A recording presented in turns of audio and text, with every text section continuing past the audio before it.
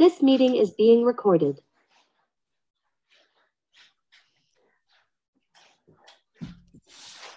Bonjour à tous et bienvenue dans ce nouveau webinaire, premier de l'année 2023, où nous sommes heureux de vous retrouver. Alors, soit de vous accueillir pour la première fois ou de vous retrouver, parce qu'on sait que certaines personnes sont bien fidèles à tous nos webinaires, avec des thématiques bien différentes à chaque fois. On essaye de varier pour vous apporter un maximum d'informations. On vous laisse arriver et puis je vais vous présenter un petit peu comment ça va se passer, l'heure que nous allons pouvoir passer ensemble. Donc aujourd'hui, le thème de ce webinaire est raconter des histoires. Nous avons la chance d'avoir une éditrice en intervenante également avec nous. Donc on a Aline Cardo qui va venir intervenir, donc qui est éditrice de chez Calicéphale, éditrice de théâtre d'images de Kamishibai. Donc, il va vous expliquer comment ça fonctionne et tout ce qu'ils peuvent produire, comment on s'en sert, etc. Et Étienne et Laurence vont venir vous présenter également des jeux que nous, Didacto, avons référencés sur cette thématique et pour vous expliquer un petit peu comment les utiliser. Donc, je vous laisse arriver tranquillement. Comme je vous disais, on va alterner les intervenants sur les présentations de jeux et présentations sur le site. Vous pouvez à tout moment venir nous interpeller avec les questions, questions-réponses, en bas le Q et le R, questions-réponses pour qu'on puisse vous répondre sur les questions que vous avez par rapport à ce qu'on vous explique, s'il y a besoin de plus de précision, plus d'informations, etc. Là, ce webinaire est enregistré, donc on a la possibilité de, comme vous vous êtes inscrit sur enfin, vous nous avez donné votre adresse mail, on va vous envoyer d'ici quelques jours le lien du replay. Donc, si malheureusement vous devez nous quitter avant la fin de ce webinaire, vous le recevrez d'ici quelques jours, le lien du replay, ainsi que le catalogue en PDF de tous les jeux présentés. Voilà. Donc, j'espère avoir été assez claire dans toutes les présentations. Je vous laisse arriver, puis on va commencer rapidement à pouvoir vous présenter notre webinaire du jour et puis avec plaisir vous écouter dans vos interventions. Je pense que je vais pouvoir passer la parole à Étienne qui va pouvoir commencer à vous présenter. Je pense que je n'ai rien oublié.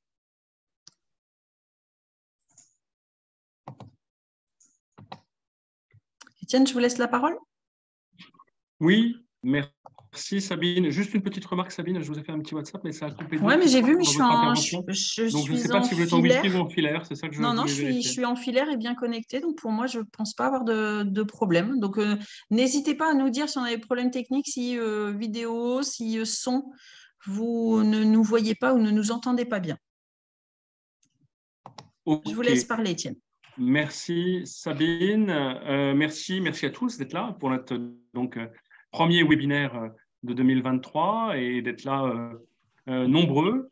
Donc on est ravis de vous retrouver. Donc moi évidemment, comme Sabine l'a dit, je suis Étienne et certains d'entre vous me connaissent pour avoir déjà assisté à un ou plusieurs webinaires, mais nous avons forcément parmi l'assistance quelques petits nouveaux. Alors pour eux, quelques mots rapides sur Didacto avant de présenter le sujet d'aujourd'hui et puis ensuite de passer sur les jeux. Donc Didacto aujourd'hui, ce sont plus de 2700, non pas plus de près de, on était à 2684 je crois hier, jeux et matériel ludo-éducatif sélectionnés par nos équipes chez plus de 190 éditeurs dans le monde entier, essentiellement à destination d'une population professionnelle de l'éducation et de la santé. Donc d'abord des enseignants, mais aussi en effet des ludothécaires, des médiathécaires, des orthophonistes, des psychomotriciens et bien sûr des parents attentifs et exigeants que l'on touche à travers notre site internet. Donc sans exagérer, je crois qu'on peut dire qu'on propose le catalogue le plus riche et le plus complet de jeux éducatifs de qualité. Allez, on va se faire un petit compliment, une très forte expertise au service de tous nos clients professionnels et particuliers. Et donc, en ce début d'année 2023, comme d'ailleurs l'année dernière et l'année prochaine, on est à votre écoute et à votre service pour des conseils, pour des devis. Donc, n'hésitez surtout pas à nous solliciter par mail, en direct, par téléphone, auprès de nos commerciaux dont les coordonnées sont sur notre site. Voilà. Pour les devis, c'est super simple. Sur le site, vous mettez les jeux dans votre panier de commande et à la fin de votre panier de commande, il y a un bouton « Transformer mon panier en devis ». Mais encore une fois, pour des problématiques spécifiques, on est à votre service, donc n'hésitez surtout pas à venir vers nous. Alors, j'en viens au thème du jour, donc les jeux, des jeux pour raconter des histoires. Alors, c'est intéressant parce que, en général, au cœur même d'un jeu, il y a toujours un prétexte narratif. Même un jeu abstrait, on veut coincer le roi aux échecs, ou alors évidemment plus concret, la course des escargots, on chasse les fantômes, enfin voilà. Mais un jeu en soi, c'est une histoire. Alors là, c'est un peu différent puisqu'on parle des jeux où le schéma narratif est au cœur du mécanisme et devient le but même, l'essence même du jeu. Pourquoi c'est important? C'est important parce que il y a deux aspects presque contradictoires, mais complémentaires en fait, parce que d'un côté, le processus de création d'une histoire fait travailler l'imagination, mais paradoxalement, si on invente sa propre histoire, on est obligé d'être très structuré, de structurer sa pensée, de structurer ses actions, on organise les événements dans sa tête, on fait des phrases, on parle de manière intelligible. Donc c'est à la fois l'imagination au pouvoir et à la fois quand même, ça ne peut pas être totalement n'importe quoi, en tout cas dans la façon dont on le relate aux autres. Alors, on va le voir, on a des jeux pour différents niveaux. Pour les tout petits, ça peut commencer, ils peuvent commencer à fabriquer leurs propres histoires vers 3-4 ans, mais avec un récit souvent un peu brouillon à ce moment-là, hein, parce que l'enfant est capable d'évoquer des personnages et un thème principal, mais il a du mal à rentrer dans le détail, à suivre une chronologie logique.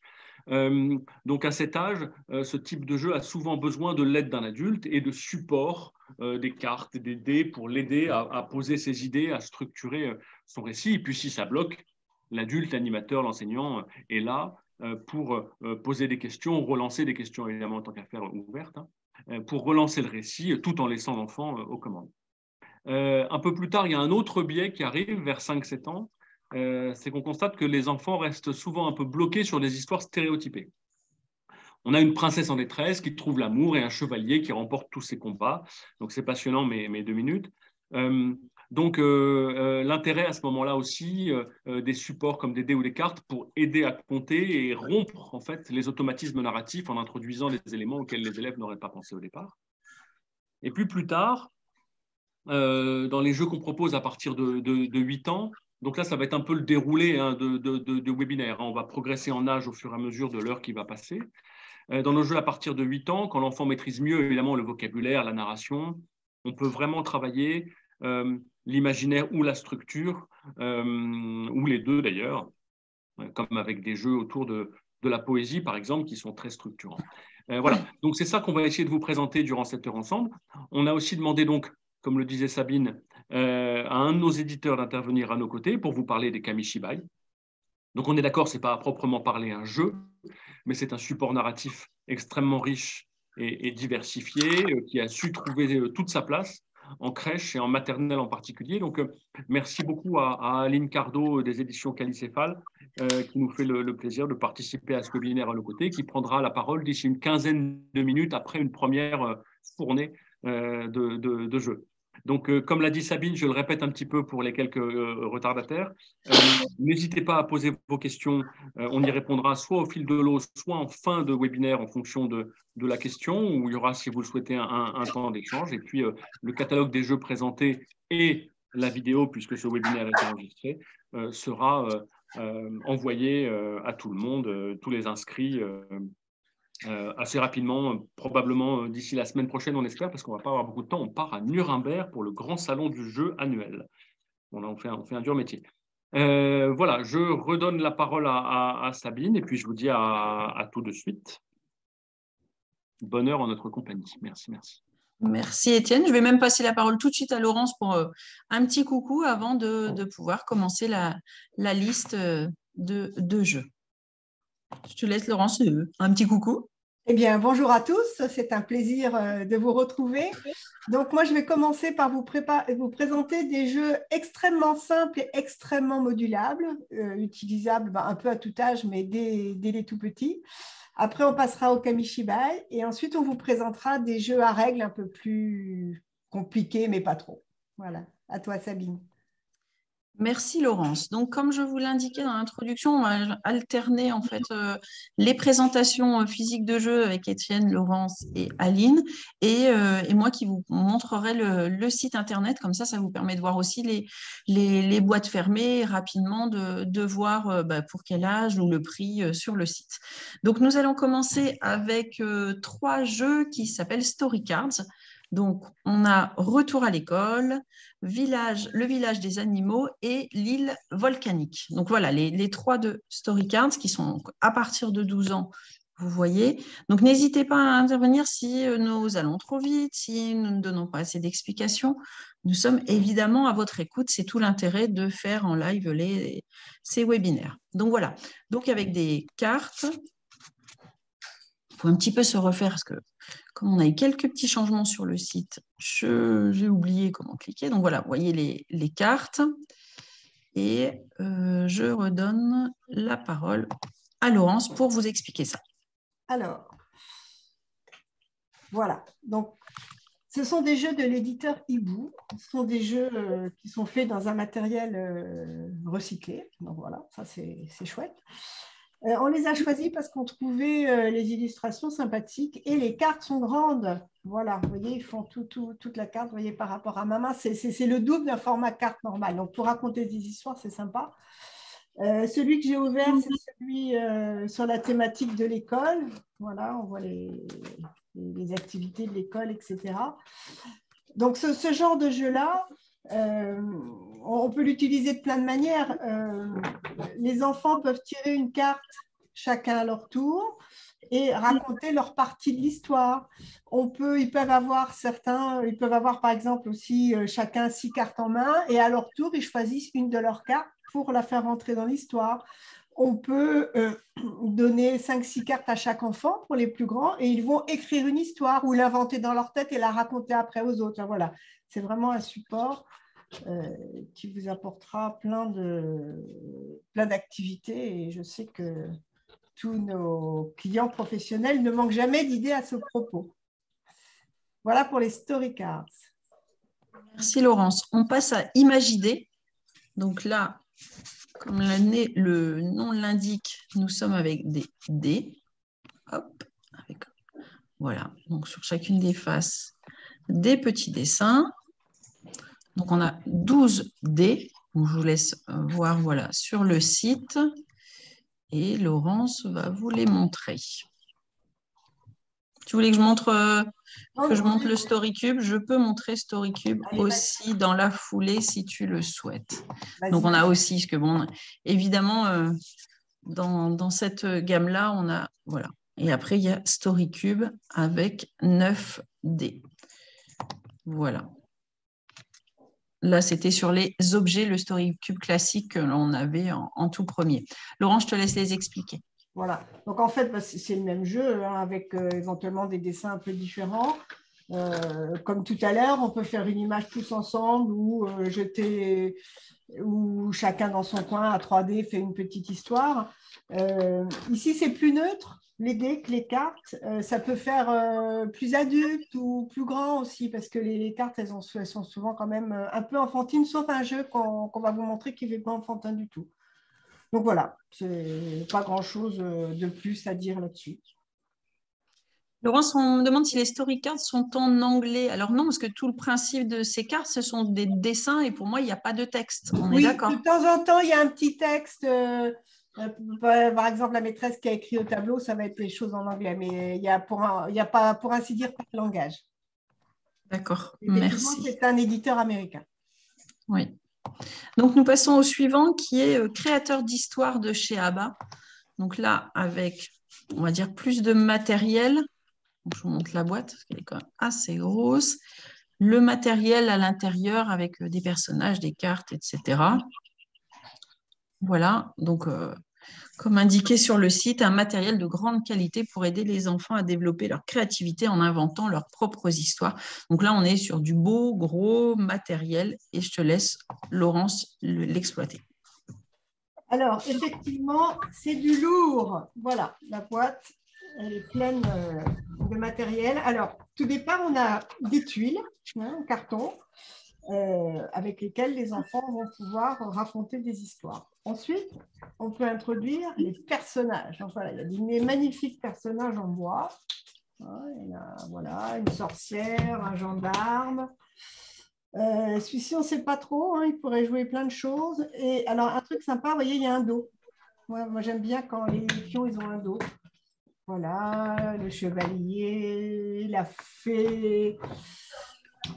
Voilà. Donc, on peut, par exemple, demander aux enfants d'associer un personnage et une tuile. Voilà, là, j'ai le chat de la sorcière. Et enfin, on peut rajouter des fonds. Vous voyez, là, j'ai, on dirait un peu la maison d'Hansel et Gretel. Là, j'ai un château. Il y a des choses plus modernes. Le salon, la plage. Et on a encore... Mon père, là, il dit en ce moment, il ponce les parquets de temps à autre, mais pas tout le temps. Donc après, je sais pas, quand tu... Tout va bien, Laurence. J'ai désactivé le micro d'Aline. D'accord.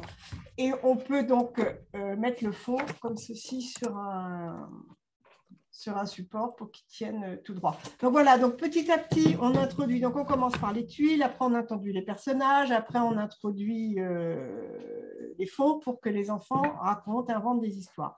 Et il y a aussi un manuel assez complet dans lequel il y a d'une part des histoires entières de raconter. Donc là, l'idée, c'est que les enfants vont écouter et au fur et à mesure qu'ils entendent des personnages ou des objets qui s'introduisent dans l'histoire, ils vont aller prendre les tuiles ou les personnages. Et on a également toute une partie du manuel avec des débuts d'histoire pour que les enfants vont continuer. Parce que des fois, c'est bien de les mettre un peu, quand ils sont timides, ou c'est bien de leur mettre le pied à l'étrier et de les lancer sur une histoire. Donc voilà, un matériel magnifique. Donc c'est ABBA Éducation. Vous pourrez utiliser toute l'année dans votre classe. Merci Laurence. Là, nous passons à Raconte-nous, un jeu des éditions Tom Pouce.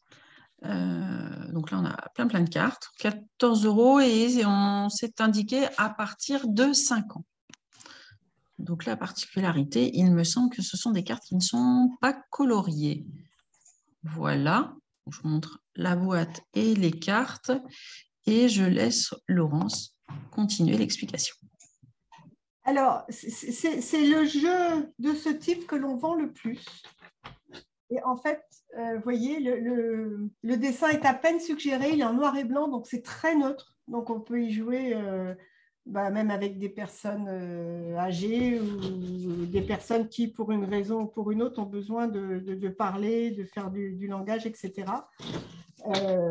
Donc les règles, les mêmes que tout à l'heure. On a des cartes objets, ça c'est un joker. On a des cartes décors, voilà, pour situer l'action au musée, en montagne, etc. Et on a beaucoup de personnages.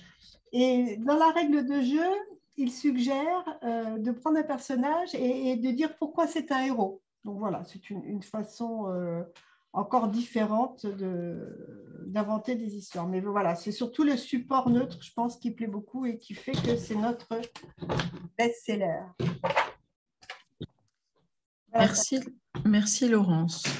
Donc là, on essaie vraiment, on va dire, souvent sur la même façon de procéder, mais on a tellement de jeux différents et comme ça, chacun peut trouver son compte ou des choses quand même qui puissent, soit en couleur, soit plus pour les plus jeunes. J'espère qu'on satisfait votre demande.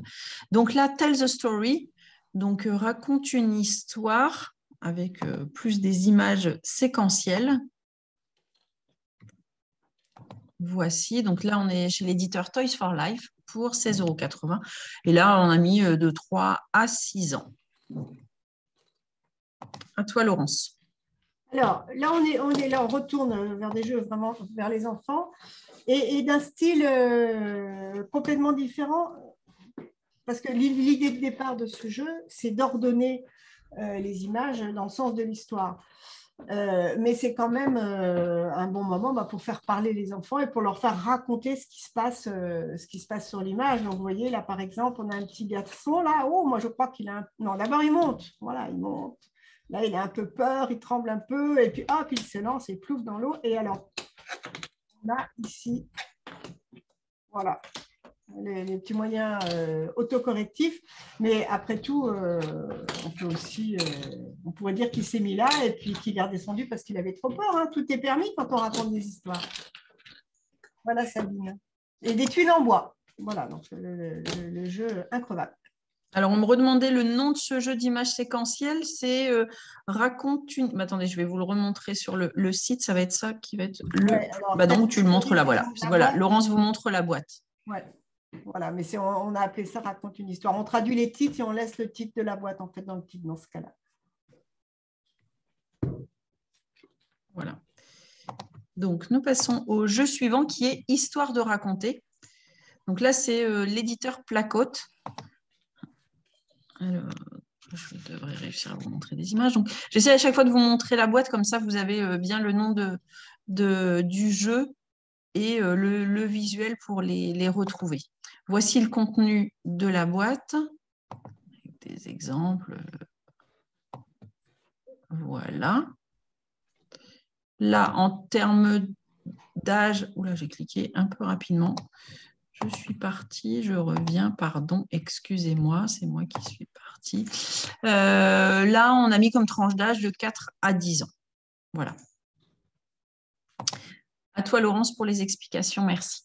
Alors, c'est un jeu un peu plus structuré, en ce sens que l'enfant a un petit plateau de jeu avec quand, où, qui, le problème, la solution et plus compliqué, deux solutions. Voilà. Alors, il y a pareil, plusieurs manières d'y jouer, hein, simplement raconter des histoires en servant du plateau.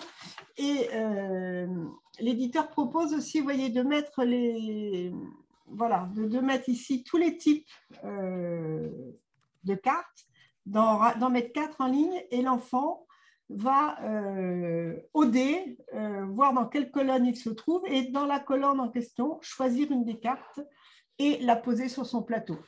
Et quand le plateau est peint, chacun va raconter son histoire aux autres enfants. Mais aussi, on peut aussi tout simplement tirer les cartes avec du choix, sans choix. Voilà. Mais là, du coup, ça amène un petit peu de français avec, quand on décompose comme ça l'histoire. Voilà pour Histoire de raconter de Placote. Merci. Et donc là, le dernier jeu, on va dire, de cette première série avant l'intervention d'Aline, donc Invente Histoire. Là, on est chez Educabora. Voici donc la boîte qui s'appelle donc Invente Histoire. Voici la boîte. Hop. Les cartes, comme ça vous permet de voir un petit peu le graphisme qui est quand même bien important dans ce genre de jeu. Voici. Donc, comme je vous ai disais, chez Educa, et à partir de 5 ans, ce jeu est préconisé et Laurence va vous faire l'explication. Merci, Laurence. Alors, on a des tuiles là que je n'ai pas dépunchées parce que ça me permet de vous les présenter facilement. Vous voyez, elles ont des liserés de couleurs différents, les tuiles, ce qui permet de situer les contextes. Donc, on a des personnages, on a des actions et des émotions. On a des paysages et on a des objets. Voilà. Alors, là, il y a une roue. Donc, voilà, on fait tourner la roue et la roue va s'arrêter à un moment et va nous dire, voilà, pour cette histoire-là, il faudrait prendre 2 objets, 4 personnages, un lieu et 2 actions-émotions.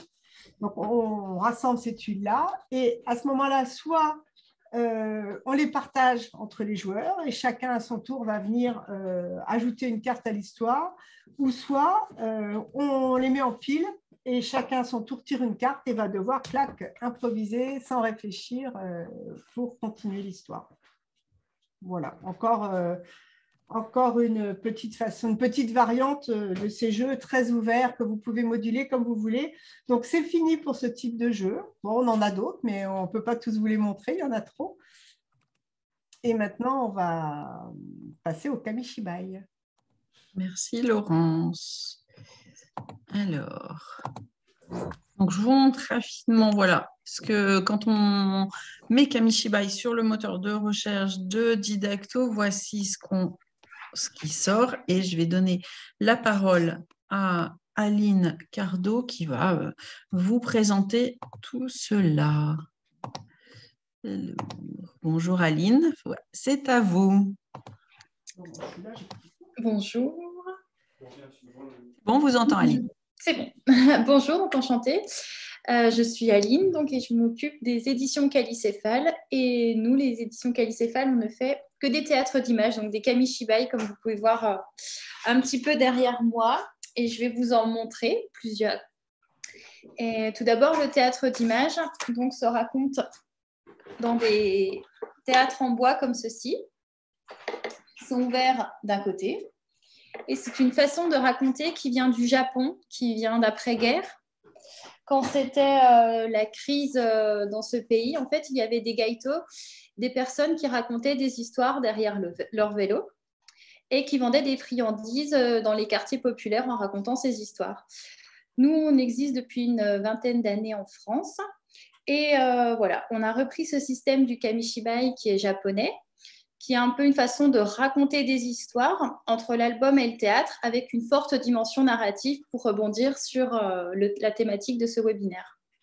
Donc nous, donc le kamishibai, ce sont des planches comme ceci que l'on fait défiler pour jouer avec le texte et raconter des histoires. On fait défiler les planches les unes après les autres. Donc, normalement dans le théâtre en bois ou alors tout simplement en les prenant dans la main face à un groupe d'enfants, petits, moyens, grands ou voire même des adultes. Donc, nous, notre catalogue, ce sont pour la plupart des créations qui vont de la crèche jusqu'au collège et lycée. Et le principe du kamishibai, c'est donc de jouer avec le déplacement des planches. D'un côté, vous avez l'illustration et au dos, face au narrateur, vous avez du coup le texte ici, un rappel de l'image qui est là, et aussi tout ce qui est indication scénique pour pouvoir jouer avec le déplacement des planches.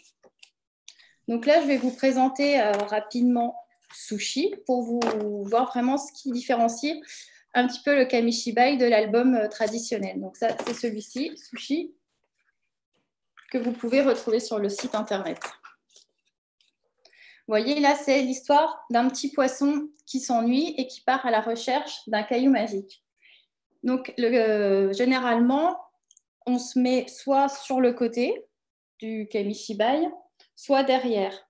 Il faut juste savoir que si on se met derrière, notre voix elle est un petit peu cassée par le théâtre, par le support. Donc, n'hésitez pas, une fois qu'on a lu une ou deux fois l'histoire, à se mettre sur le côté. Surtout pour les petits, ce qui est intéressant, c'est de vraiment visualiser avec eux, en fait, les choses, nommer les objets, les montrer. Et puis, voilà, ça, c'est vraiment quelque chose qu'on a du mal à se mettre en représentation, mais il ne faut pas hésiter avec les enfants à faire ça. Donc, le principe du kamishibai, c'est de raconter une histoire. On lit ou on raconte ce qu'il y a derrière en fonction de l'aisance que l'on a pour l'histoire. Et on fait défiler les planches. Donc là, c'est l'histoire d'un petit poisson qui s'ennuie, qui va à la recherche d'un caillou magique.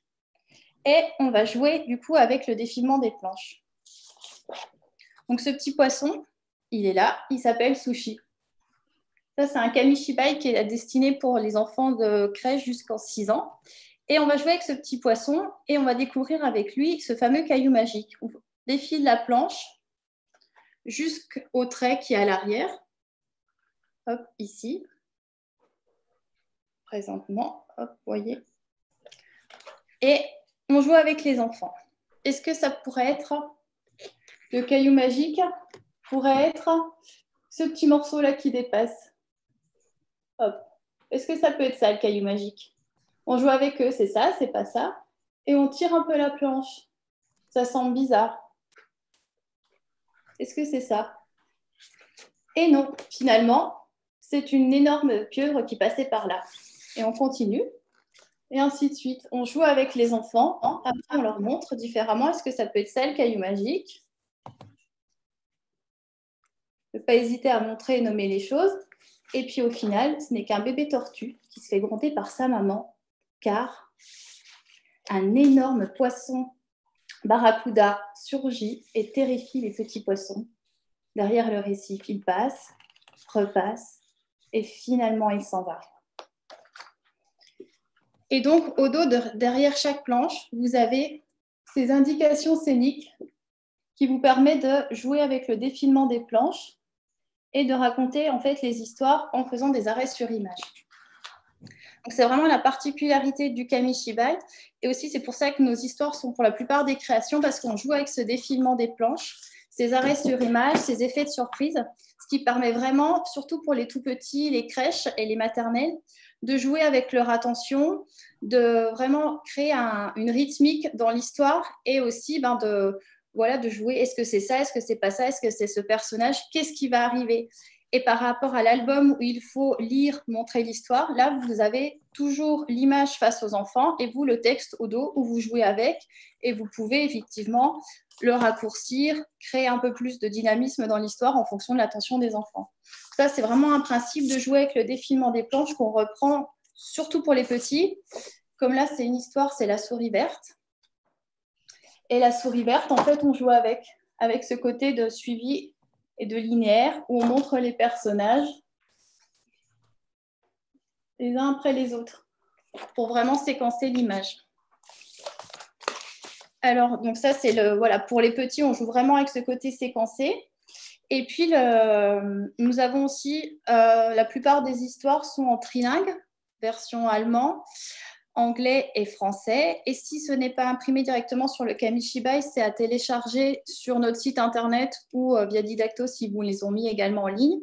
Et pour aussi beaucoup d'histoires, vous avez des petits dossiers pédagogiques qui sont à télécharger et qui sont en fait des petits, plus pour les écoles, à partir des écoles maternelles, qui sont des petits supports pour créer une activité autour de l'histoire en question. Donc, le kamishibai, c'est raconter des histoires, c'est jouer avec le support. Et vu que le texte n'est pas apparent pour les enfants, vous pouvez aussi leur faire créer une histoire, leur faire jouer, notamment avec les enfants qui aiment se servir de ce support. Le théâtre est quelque chose de solide. Il y en a qui peuvent un enfant déplace les planches les unes après les autres, et puis d'autres peuvent raconter ce qu'il se passe. Il n'y a pas cette frustration de la lecture qui peut être dans l'album. Là, vous avez tout un univers à raconter, à découvrir et à jouer avec. On a voilà. Et donc ça, nous, on s'amuse en créant des histoires. Vous avez aussi les bêtes de Perrette, où on joue vraiment du coup à effrayer. Vous avez, pour les tout petits, pirouette cacahuète et un éléphant qui se balançait. Pour les tout petits, on crée du coup des histoires avec 2 comptines à l'intérieur. Le prix des pochettes étant toujours à 32 €. Pour les tout petits où la tension est plus réduite, on crée donc des histoires avec des pochettes avec 2 histoires de comptines traditionnelles à l'intérieur. Et pareil, pour les petits, on fait des choses avec des fonds très blancs, très graphiques, très visuels, où on joue avec cette continuité de la ligne. Vous voyez, là, c'est pirouette cacahuète avec un escalier qui s'enchaîne. Et on lui raccommode son nez avec un joli fil doré. Et on peut aussi, du coup, avec des enfants qui sont un petit peu plus grands, refaire ces comptines en leur faisant dessiner, jouer 2 planches ou même 4 planches avec ce côté du kamishibai. On a aussi des histoires comme la souris verte, où là, c'est une petite souris qui crée une montgolfière et qui invite tous ses amis à lui dire au revoir pour partir dans son grand voyage. Elle part donc visiter Paris et tous les jours, elle écrit une carte postale à ses amis en leur faisant découvrir avec elle Paris et tous ses principaux quartiers.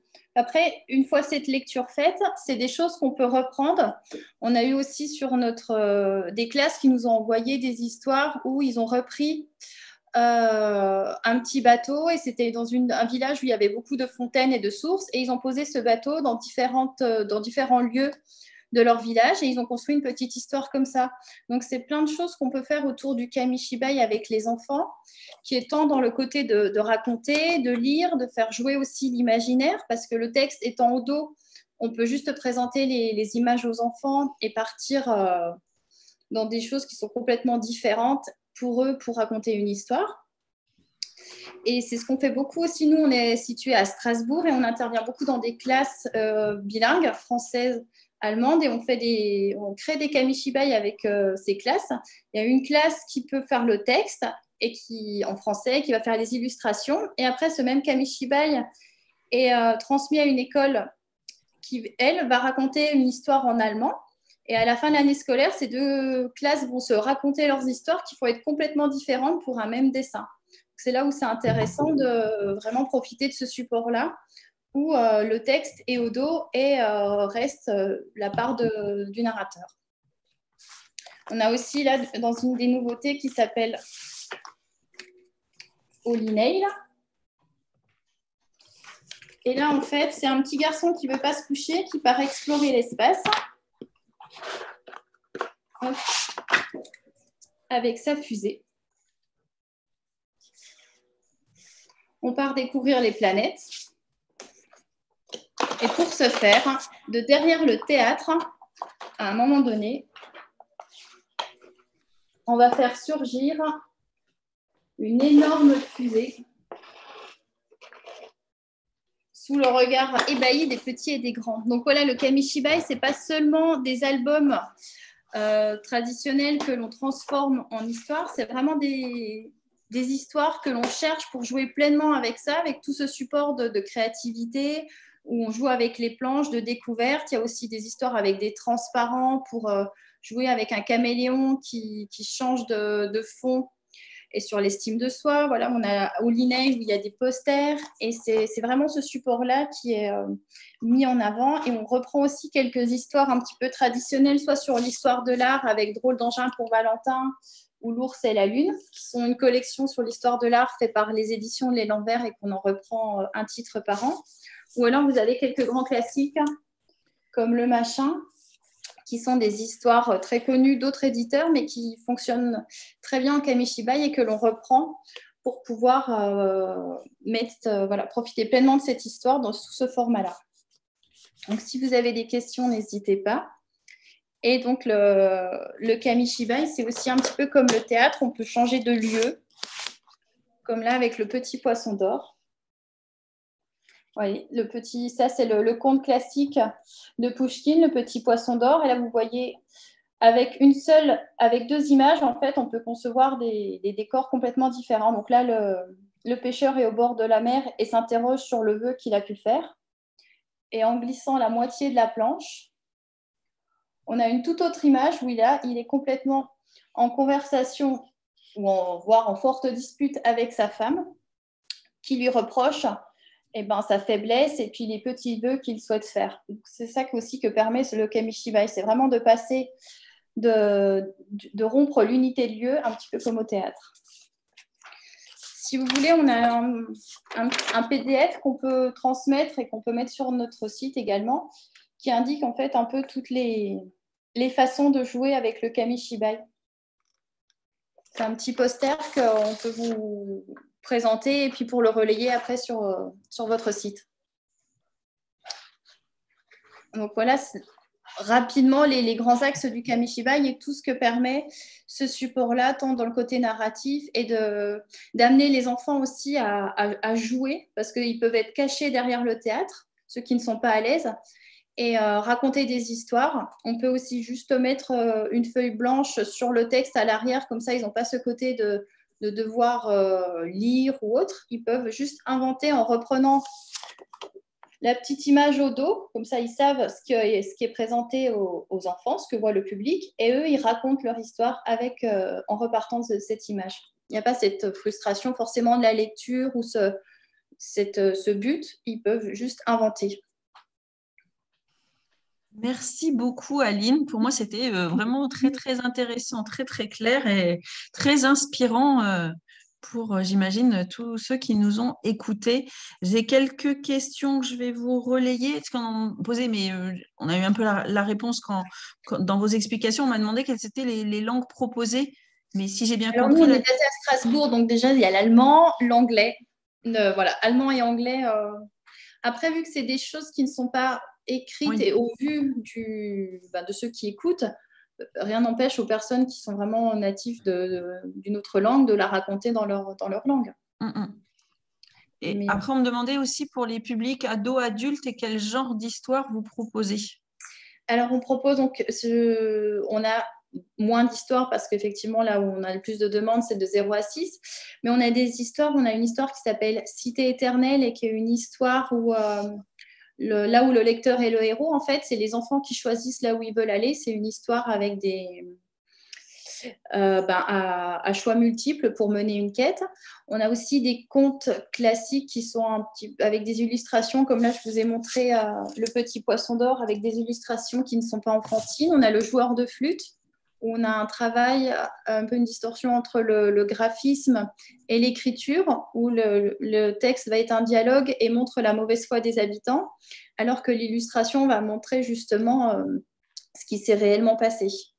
Donc, on peut jouer vraiment avec des choses comme ça. On a des histoires sur la fée aux 7 têtes qui sont un petit peu des contes modernes avec une écriture assez satirique.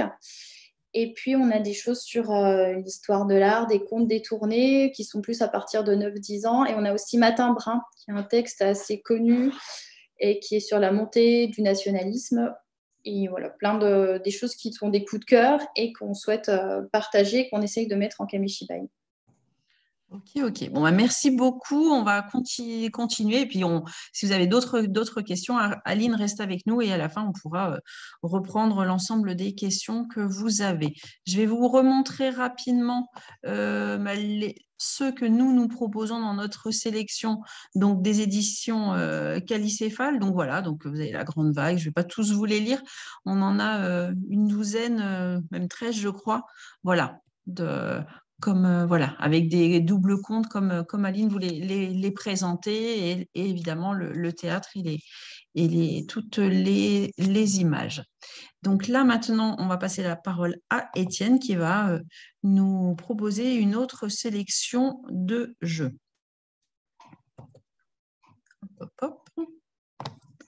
Normalement c'est à vous Étienne. Merci Aline, merci beaucoup. C'était très sympa de vous avoir et très intéressant. J'ai vu passer une autre question, alors je vais me permettre de tenter d'y répondre ou alors de vous repasser le Mistigris. Quelqu'un demandait si on avait un seul ou plusieurs bouteilles pour l'instant. Le bouteille, c'est le théâtre en bois, qui est très bonne qualité, qui est fait en Europe et c'est vrai qu'il vaut 80 €, mais il sera vraiment utilisé pendant des années dans l'école ou dans la crèche. Donc, c'est vraiment un investissement qui vaut le coup. Pour l'instant, c'est le seul que nous ayons. Je crois, Aline, que vous en avez d'autres en carton plutôt pour une utilisation un peu unique, quoi. Et qu'on a choisi de ne pas présenter, c'est ça? Alors, effectivement, pour les collectivités, on a le théâtre que vous avez en vente et on a un nouveau que nous sortons cette année. Et qui est attendez, Aline, je vous remets, voilà, on vous voit là. Voilà, là, on a travaillé sur un autre théâtre un peu moins coûteux et qui est avec 2 portes coulissantes, mais au même format. Donc, en fait, et oui, je n'ai pas parlé du format, c'est 28 par 38. Donc, ce n'est pas tout à fait du A3, c'est un peu plus petit que du A3, mais c'est le format traditionnel. C'est là où vous allez trouver le plus en fait, d'éditeurs qui vous proposeront ce format-là. Il y en a des fois, des écoles travaillent sur du A3 parce qu'ils le font faire par leurs élèves et ils partent sur du A3. Mais voilà, sachez que le format traditionnel du kamishibai, c'est 28 par 38. Donc, c'est un peu plus petit, mais ça vous permettra en tout cas d'avoir un théâtre où vous pouvez mettre une dizaine d'ouvrages d'éditeurs différents à l'intérieur. Merci. Je crois qu'on vient de répondre à la dernière question qui était savoir si c'était en A3 ou théâtre traditionnel. Voilà. Vous avez répondu, donc c'est parfait. Voilà. Et les théâtres en carton, effectivement, sont plus pour une utilisation anecdotique, familiale, et moins pour des collectivités, c'est plus fragile. moins stable. Et voilà. Mais nous, on a une médiathèque à côté de chez nous. Ça fait plus de 10 ans qu'ils prêtent ça au public et nos théâtres. Et en étant aussi adhérente à cette bibliothèque, je les vois qui sortent régulièrement et qui sont toujours, certes un peu lustrés, mais toujours en état. Donc c'est costaud. D'accord, merci. Les nouveaux théâtres de porte sont faits en France, en Bretagne. D'accord. Voilà. À vous, Étienne. Super, merci beaucoup, Aline. On passe sur d'autres jeux. Donc, on continue un petit peu à progresser en âge. Ce jeu s'appelle Les Contes émerveillés. Je vous le montre. Il est là, il est émerveillé, il est émerveillant. Oui, je devais montrer sur le site, je le montrerai après. Oui, vous le montrerez après, c'est pas grave. On passe sur on a un grand paysage là, donc sous format puzzle, divisé en 6 zones. On a la prairie, la rivière, la plaine, la forêt, la montagne et le ciel. Il y a 5 personnages, ce sont des personnages ou des lieux qui sont mis en dessous de l'image, parmi une très large sélection. Hein. Il y en a beaucoup, beaucoup plus. Je n'ai pas tout dépunché, mais alors quand on dit, voilà, il peut y avoir la petite maison, il y a le gros pirate, il y a la sorcière, il y a le détective, il y a tout un tas de trucs, l'ange, le petit lutin, etc., etc., le monstre, la tour avec une sorte de réponse. Voilà. Et puis, à côté, chaque joueur dispose de 5 petits jetons qui vont servir un peu de clé un peu à sa première, à son début d'histoire. Donc lui, il choisit un des personnages, il le place où il veut, avec un de ces petits jetons. Il y a 2 couleurs parce qu'il y a une couleur plus facile, une plus difficile. Les jaunes, je crois, c'est facile. Donc, si je veux, par exemple, commencer en disant qu'il y avait donc un génie qui était amoureux, je place le génie sur la rivière parce que le génie a envie d'aller rejoindre son amoureuse qui habite de l'autre côté de la mer, donc il veut descendre tout le fleuve, etc., etc. Donc, j'invente tout un truc, je place le jeton, hop, de façon invisible, je remets une carte personnage pour qu'il y en ait toujours 5. Le suivant continue jusqu'à temps que tout le monde ait épuisé ses petits jetons sentiments, histoire, qui avait très envie de se battre, qui voulait écrire une lettre, etc., etc. Donc, tout ça se place aux différents endroits. Donc, dans la montagne vivait un monstre qui ne pouvait pas se regarder dans un miroir, mais qui voulait vraiment savoir à quoi il ressemblait, etc., etc. Au fur et à mesure, en admettant qu'on soit 3, par exemple, on va placer, on a chacun 5 petits jetons comme ça. Donc, on va placer, au final, ça fait quand même 15 personnages qui sont placés là-dessus, avec à chaque fois une mini-historiette. Donc, en effet, ce génie dont je vous ai parlé, ce monstre dans sa grotte qui ne pouvait pas se regarder, on peut aller plus ou moins loin dans l'histoire. À la base, c'est un mélange quand même entre jeu d'histoire et jeu de mémoire, puisque la deuxième partie, une fois que tout est placé, consiste à se rappeler des différentes petites historiettes ou de la façon, d'ailleurs, rien n'interdit évidemment de lier entre elles les histoires au fur et à mesure. Donc la deuxième partie, chacun va essayer de se rappeler ou de se rappeler ensemble des choses qu'on a dites pour constituer une ou plusieurs histoires au final. On peut aussi, on a tout un petit carnet pour noter un peu les histoires pour pouvoir, pourquoi pas, se les raconter une deuxième fois. Donc voilà, on est sur un support un peu original pour créer des contes et les restituer dans un second temps. Voilà, tout simplement pour ces contes émerveillés. Merci Étienne. Donc là, ouais, j'ai oublié de vous le montrer juste avant la présentation d'Étienne. Donc voilà, les contes émerveillés, comme ça vous voyez la boîte et vous voyez un petit peu plus de plus haut le plateau qu'Étienne vient de vous présenter. Voilà, ce jeu coopératif. Ensuite, Étienne devrait vous présenter, si je ne me trompe pas, Fabulia et l'extension de Fabulia. Donc voilà. Donc voilà les boîtes et je laisse Étienne vous les présenter. C'est cela. Fabulia. Fabulia, on a une dizaine de petits contes qui sont là, donc là, qui s'étalent sur 7 à 10 petites cartes. et beaucoup d'animaux différents qui vont être les personnages des contes. Et ça va être aux joueurs de choisir quels personnages font telle et telle scène. Donc là, j'ai pris le conte 1 et la première carte, c'est marqué en haut. Il était une fois un temps où les poissons pouvaient marcher sur terre et les autres animaux prenaient des bateaux. En ce temps lointain vivait un capitaine déterminé. Même s'il était orphelin, il savait que son père avait été un grand marin, etc. etc. Bon. Donc en tout cas, vous voyez, capitaine déterminé, c'est marqué en gras, en italique. Et donc chaque joueur qui possède 5 animaux dans sa main va devoir dire quel animal, à son avis, représente le mieux le capitaine déterminé. Donc, cette première carte, on va la glisser dans le livre. Il y a un petit livre avec des petites pochettes transparentes qui vont servir de support à chacune des histoires. Donc, cette carte, je la glisse dans le bouquin. Je vais y arriver, je ne sais pas pourquoi je n'y arrive pas. Oui. Voilà, hop. On glisse la carte dans le livre.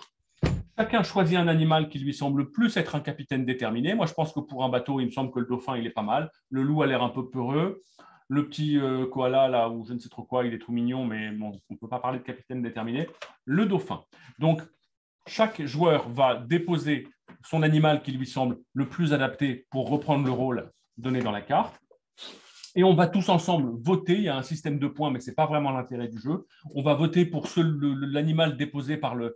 Enfin, quel est parmi les animaux déposés par le joueur celui qui représente le mieux la carte. Et si c'est le dauphin qui est choisi, je vais le glisser là aussi, là-dedans, hop, de l'autre côté de la page. Et l'histoire va ainsi continuer avec une deuxième page et une deuxième carte. Ce qui est intéressant, c'est qu'au final, on va pouvoir revenir ensuite le soir même ou le lendemain sur l'histoire avec les personnages qu'on a soi-même choisis. Donc et puis chacun doit bien sûr raconter et inventer pourquoi son personnage qu'il a choisi est beaucoup mieux que les autres. Donc on raconte des histoires et dans lesquelles à chaque fois on invente le personnage qui prend la place. Donc dans la carte numéro 2, c'est un pêcheur de perles au regard perçant. Donc, ça peut être, par exemple, pourquoi pas la cigogne, pour ce qui me concerne. Et puis, un fouineur habile. Alors, le fouineur habile, moi, je pense que ça va être le loup. Hein, voilà. Donc, au fur et à mesure, comme ça, chacun propose ses personnages et l'histoire prend forme sous nos yeux. Voilà pour Fabulia. Donc, une dizaine d'histoires dans la boîte de base et un coffret, une extension avec d'autres histoires et d'autres animaux. Voilà, voilà. Merci Étienne. On faisait juste la petite remarque, c'était Alban qui nous disait que ça rappelle le jeu Blaireau-Culot, mais je crois qu'il n'est plus édité. Je ne sais pas si Laurence, tu te souviens. Quel jeu? Blaireau-Culot. Ah oui, oh oui, oui, oui, oui, oui. Ça date, ça.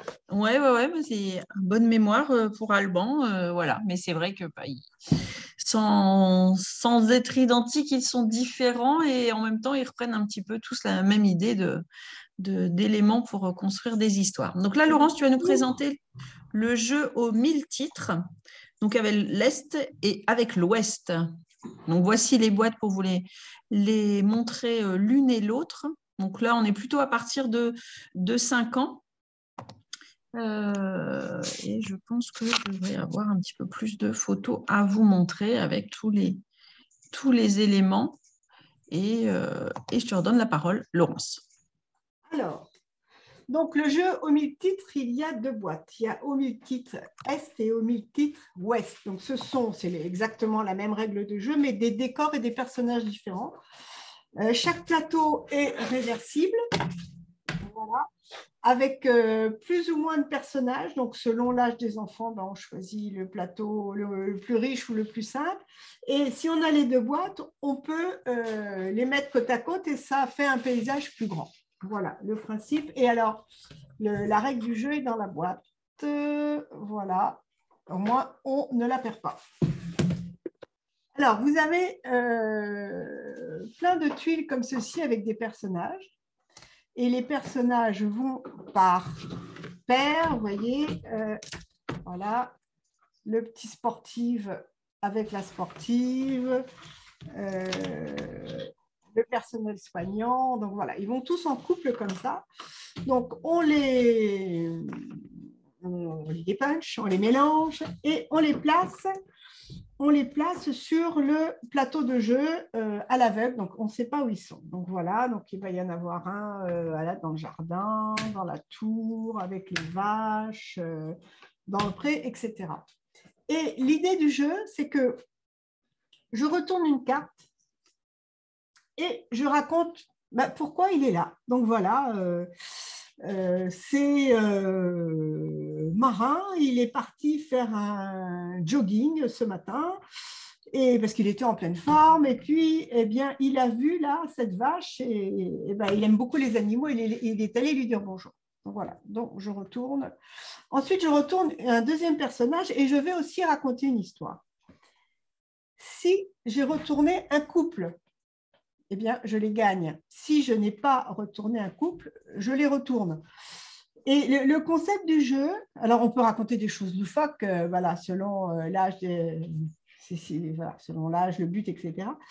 Mais le concept, c'est que après, pour me rappeler, au moment où je vais trouver la joggeuse, pour retrouver mon jogger, eh bien, comme il y avait une histoire autour qui intégrait le paysage, eh bien, ça va m'aider à me rappeler où il était. Donc, c'est aussi ça, en dehors du fait de raconter des histoires, le principe de ce jeu au multitre. Voilà. Merci Laurence. Alors après les grosses boîtes, on passe aux petites boîtes. Après les grosses boîtes rectangulaires, nous passons aux petites boîtes rondes. Tout petit jeu, Méli-Mélo, la ronde des contes. Donc là, chez l'éditeur Lilliput, je ne sais pas si vous connaissez, mais il y a une très très belle collection de ces petites boîtes. Donc là, on est sur la ronde des contes avec les cartes rondes évidemment à l'intérieur de la boîte. Imaginez raconter une histoire avec des cartes et je te laisse expliquer, Laurence. Donc là, on revient sur un type de jeu avec une mécanique toute simple et modulable. L'éditeur propose de distribuer toutes les cartes et on commence par celle-ci, tout a commencé. Et l'originalité de ce jeu, c'est qu'en fait, vous voyez, et c'est ainsi, il a brandi fièrement une épée, il traverse ça sans perdre de temps. Voilà, ce sont des choses écrites. C'est ça qui change beaucoup, qui fait qu'on peut s'en servir soit avec des enfants en lecteur ou même avec des adultes. Et bien sûr, quand on introduit la carte, il faut justifier, broder, autrement, ça ne serait pas drôle. Donc voilà, pour ce petit jeu tout simple, la ronde des contes. Et après, on va avoir des jeux plus élaborés.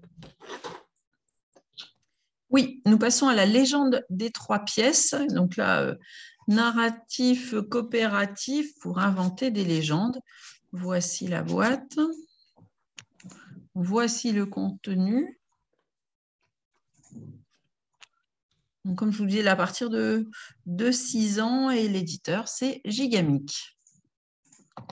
À toi, Laurence. Alors là, on a un véritable jeu de société. Donc ça, c'est mon plateau de jeu. Ici, on a l'encrier. Normal d'avoir un encrier quand on écrit une histoire. Voilà. On a les dés que l'on va placer de manière aléatoire ici. Vous voyez, il y a un dé des couleurs, il y a un dé avec des chiffres, il y a un dé avec des émotions, un avec la météo, un avec des objets et la fin. Voilà. Alors, les jetons, je vous explique après. Et voici les cartes. Donc, les cartes, il y a des personnages, des lieux, des objets, voilà, il y a plein de choses dedans. On va choisir un des personnages. Donc, imaginons qu'on ait choisi le pirate. Voilà, donc ça va être un pirate en jeu et on le met là pour qu'il puisse avancer le long du plateau. Et on va mettre de manière aléatoire 3 cartes par espace. Voilà, voilà, voilà, voilà. Hop. Et la carte fin. Ouh, c'est chouette comme carte fin, un génie. J'adore.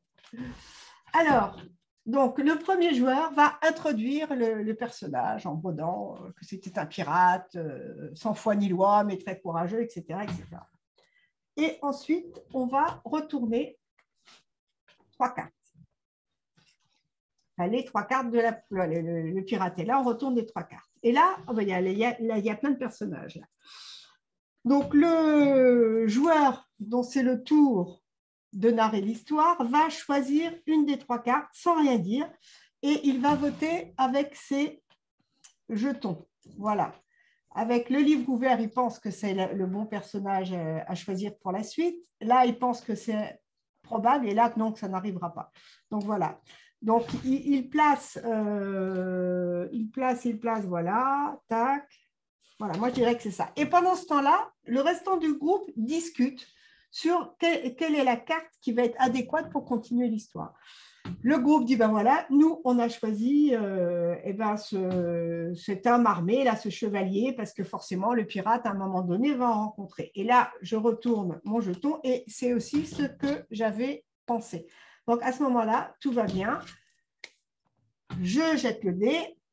Hop, je tombe sur marron. Donc, je vais continuer l'histoire avec ce chevalier et en introduisant le mot marron dans la suite de l'histoire.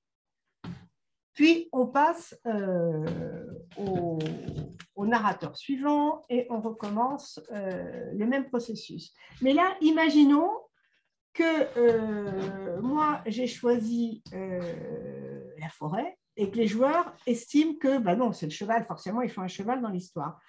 Et moi, bah, j'avais dit non, non, pas de cheval, pas du tout. Et j'avais mis ce jeton-là avec 2 gouttes. Et bien, à ce moment-là, figurez-vous que le sablier descend. Voilà.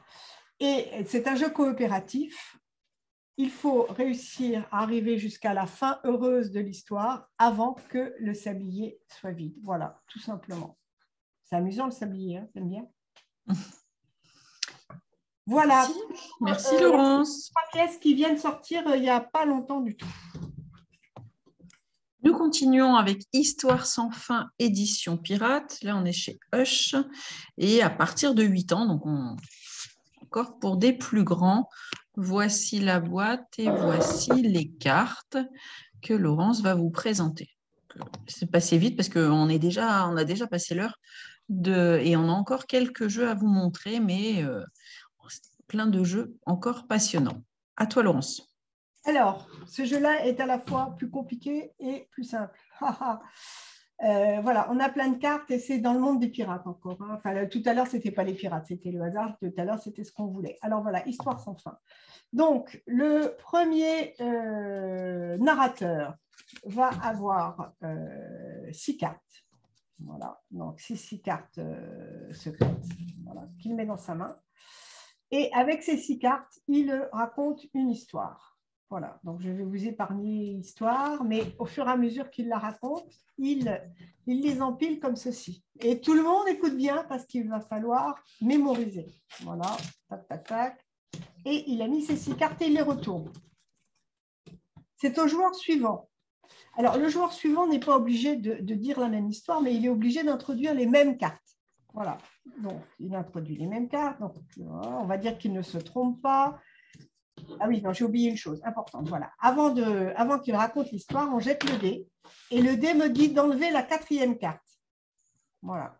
Donc là, il faut se rappeler dans quel ordre et comment elles sont apparues. J'enlève la 4e carte et ça va être le pot. C'est les cartes qu'on va pouvoir gagner. Et donc, le joueur invente une histoire, hop, hop, hop. Et s'il le remet bien toutes les cartes dans le bon ordre sans mettre celle qui a été enlevée, il va gagner là où les cartes au pot. Ensuite, il va tirer 2 cartes supplémentaires et il va prolonger l'histoire. Voilà, on retourne et on recommence comme ceci. Donc là, il y a de la mémoire en plus, mais d'une manière voilà, un peu originale et pas si facile, ce qui fait que c'est donné à partir de 8 ans. Donc voilà, c'est fini pour moi et c'est Étienne qui va terminer avec encore quelques jeux. Tout à fait. Alors, Étienne devrait commencer avec le Club des Aventuriers. Là, on est aussi chez les grands. À partir de 8 ans, chez l'éditeur Piatnik. Voici la boîte. Voici le contenu. Et donc, comme je vous disais, jeu narratif et coopératif pour 25 € qu'Étienne va vous présenter. Oui, me revoilà pour la dernière partie, le Club des Aventuriers. Pardon pour ceux qui étaient déjà là au webinaire. Enfin, je l'ai déjà présenté une fois, parce qu'il correspond à plein de situations et que c'est un jeu qu'on aime beaucoup qui est paru l'année dernière. Le Club des Aventuriers, il y a un livre avec une douzaine d'aventures qui sont scandées en petits sous-blocs. Et à la fin de chaque sous-bloc, eh bien, il y a une mission, voilà, comme ça, quick, une mission qu'il va falloir remplir en en commun. Donc, à chaque fois, il y a un narrateur. Il y a quelqu'un qui joue le rôle de la personne qui va résoudre la mission et ce rôle tourne au fur et à mesure de la partie entre les différents joueurs. Donc, par exemple, si je prends donc, cette histoire qui s'appelle sur les traces du Yéti, voilà, on lit le début de l'histoire et puis ensuite, pendant que Tom tente de rassurer ceux qui ont peur du Yéti, votre système d'alerte se déclenche, vous entendez un cri étouffé, serait-ce Nina, etc. Bon.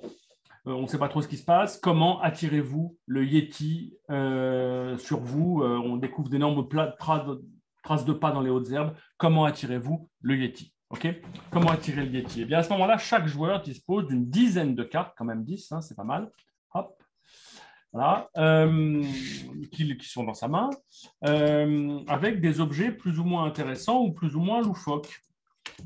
Et donc, à ce moment-là, puisque c'est moi qui joue ce rôle, je vais devoir trouver parmi ces 10 objets, eh bien, les 2 qui me semblent les plus intéressants pour attirer le Yéti et les 3 qui me semblent complètement baroques. Et après, les autres vont devoir deviner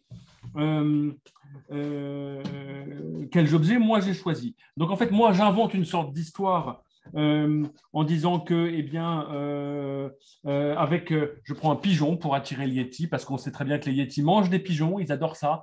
Donc, en lui serrant un peu le kiki, mais pas trop, je vais lui faire une sorte de roucoulement qui va vraiment attirer de façon infaillible le Yéti. Et puis le deuxième, bah, écoutez, c'est une guitare, parce que le Yéti adore la sérénade, donc je vais pousser la sérénade. En revanche, un slip, je ne vois pas bien à quoi ça va servir pour attirer le Yéti, ni une tenaille, ni, pourquoi pas, un tube de dentifrice, ça pourrait, si le Yéti a mauvaise haleine, je vais choisir une brique. Voilà. Donc tout ça, voilà. Ceux-là, les autres joueurs ne les ont pas vus. Je mélange ces cartes, celles que j'ai choisies et celles dont je pense qu'elles ne servent à rien. Je les mets sur la table et les autres joueurs vont devoir, en discutant entre eux, se dire mais non, moi je pense qu'en effet, la brique c'est vachement utile parce que tu lances une brique dans le buisson où est le Yéti, comme ça il va sortir, etc.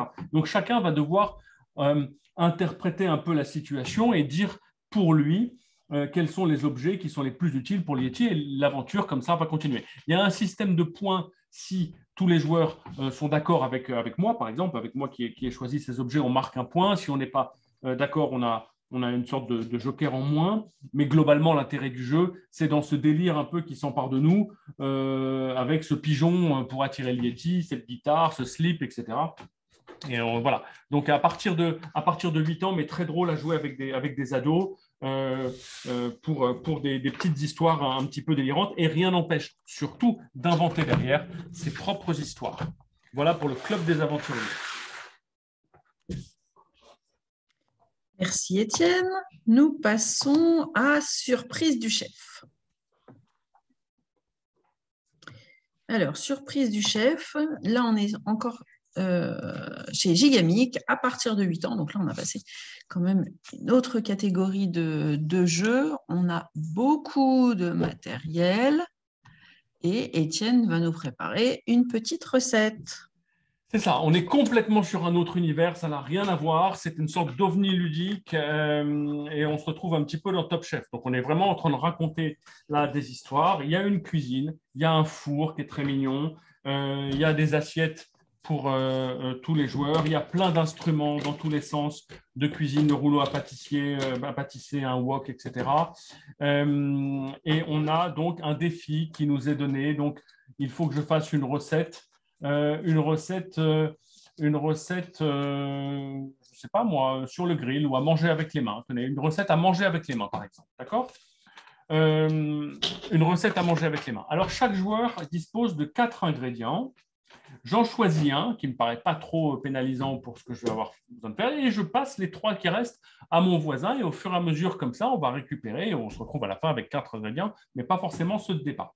Donc là, moi, pour réaliser ma recette à manger avec les mains, j'ai une crevette, ou des crevettes, des Oreos, des pommes de terre et des fraises. Pas forcément évident. Comment faire ? Eh bien, c'est là qu'on commence à délirer et à raconter en fait l'histoire de notre plat en mode Top Chef, en rajoutant, en faisant des caisses. Et c'est Philippe Etchebest dans la cuisine.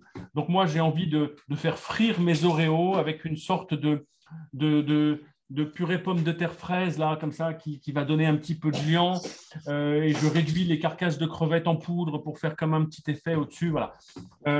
Et on raconte tout ça. Et les autres, évidemment, le maître de jeu qui tourne à chaque fois vote pour la recette qui lui paraît la plus fidèle au défi et par ailleurs pour la recette qui lui paraît la meilleure. Là, je ne suis pas sûr d'avoir bon.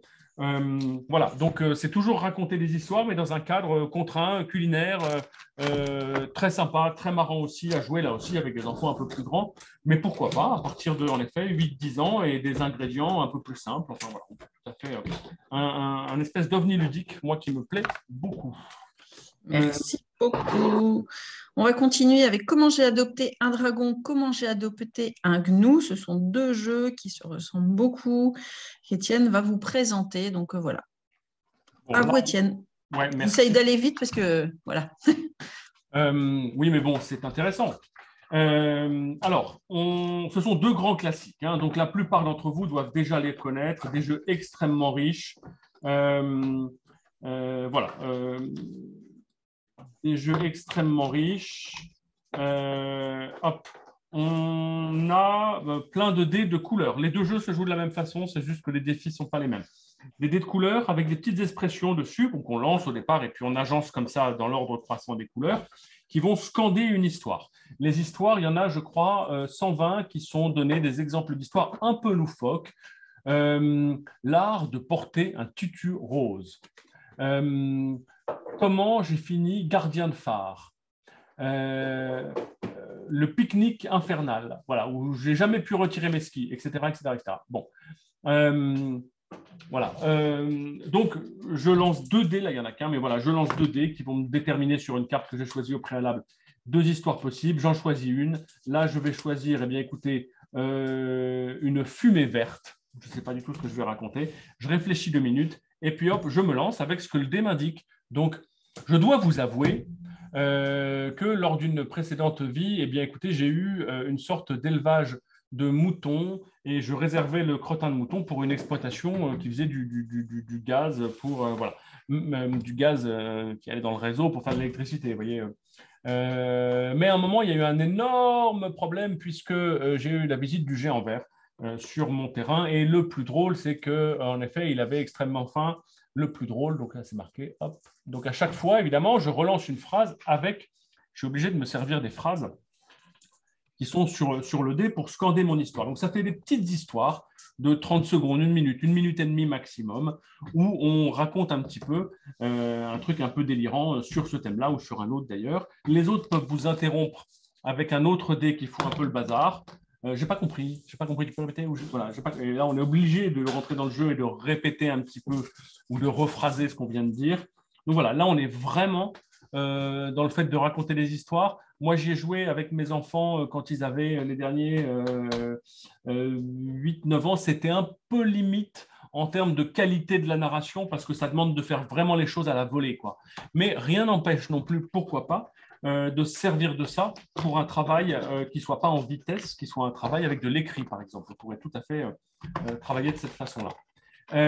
Voilà pour ces jeux. On va passer sur une autre catégorie de jeux. Il n'y en a plus que 3 et ça ira vite. Merci de votre patience, mais j'espère que vous trouvez que ça vaut le coup. Rola Gogo, éditeur Lilipool, encore comme je vous ai montré tout à l'heure, les petites boîtes rondes. Et à vous, Étienne. C'est ça. On est sur 3 jeux qui sont plus autour du théâtre ou de la poésie, donc un petit peu différents. Là, Rola Gogo, comme son nom l'indique, c'est des rôles de théâtre qu'on va endosser.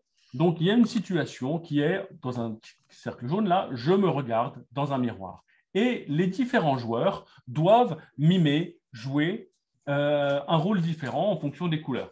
Donc, il y en a un qui est champion de grimace, l'autre qui sera le public qui vous regarde. Je suis magnifique ou je ne me reconnais pas. Et chacun va jouer comme ça. Voilà, je mange une glace, elle est délicieuse et je n'ai pas envie de la partager. Ou alors, il fait chaud et elles font très vite. Et je dois jouer, c'est entre le mime et, là, en l'occurrence, c'est plutôt un mime, mais il y a des trucs où on doit parler. Je suis une sorcière et je ne suis pas invitée au bal. Voilà. Donc, on peut, ça prétexte à plein de petits rôles et de petites scénettes. Voilà pour Rôle à gogo, petite boîte. riche et intéressante à tous âges.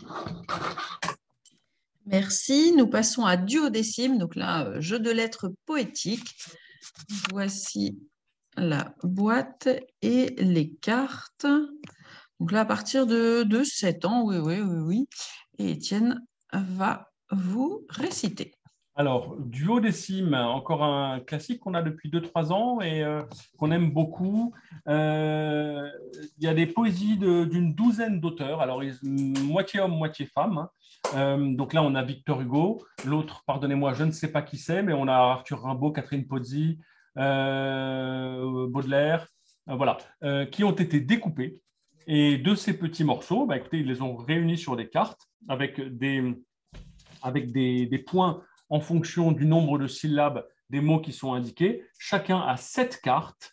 Et avec ces 7 cartes, il faut que je fasse au moins un alexandrin. Voilà comment ça se passe. Donc, les écureuils, ou alors les sangliers, à vue, bruyamment, joyeux, honorat, etc. Donc, avec ça, il faut que je me... Puis, il y a une carte au milieu qui peut servir un peu à tout le monde. Il y a plein de cartes différentes, plein de mots différents, et on peut détourner ça, évidemment, de plein de façons différentes, puisque pourquoi ne pas étaler l'ensemble des cartes sur la table et que chacun pioche pour en faire ses propres poèmes, en général un peu loufoques, donc des sangliers volants, honoraires, je ne sais pas, honoraires, c'est pas terrible. Voilà. Bon, whatever, quoi qu'il en soit, l'idée, c'est avec ça de créer des poésies et des alexandrins, mais retenez que c'est surtout un support pour faire plein d'autres activités poético-imaginaires. Voilà. Tac. Et le dernier. Et le dernier, Cyrano. Encore un jeu poétique avec une jolie boîte. Et le contenu est là plutôt à partir de 10 ans. À vous pour le dernier. Oui. Alors, on est toujours sur de la poésie, donc, avec à la fois 3D et donc 18 types de thèmes particuliers, et puis 6D, donc 6 x 6, 36 types de rimes possibles. Il va falloir construire, ils disent un quatrain, on peut faire tout à fait, un sonnet, un quatrain peut-être en effet, oui, un quatrain, donc 4 vers, 4 alexandrins, mais on peut tout à fait travailler différemment. Donc je lance un des dés, hop, et je suis sur, alors pas ça, non. Le thème là, c'est un discours politique, on va peut-être éviter, sur un thème en chanson, voilà, en chanson, ou alors le thème fleurs. Et là, je vais lancer 2 dés qui vont me donner en houille et en an. Voilà.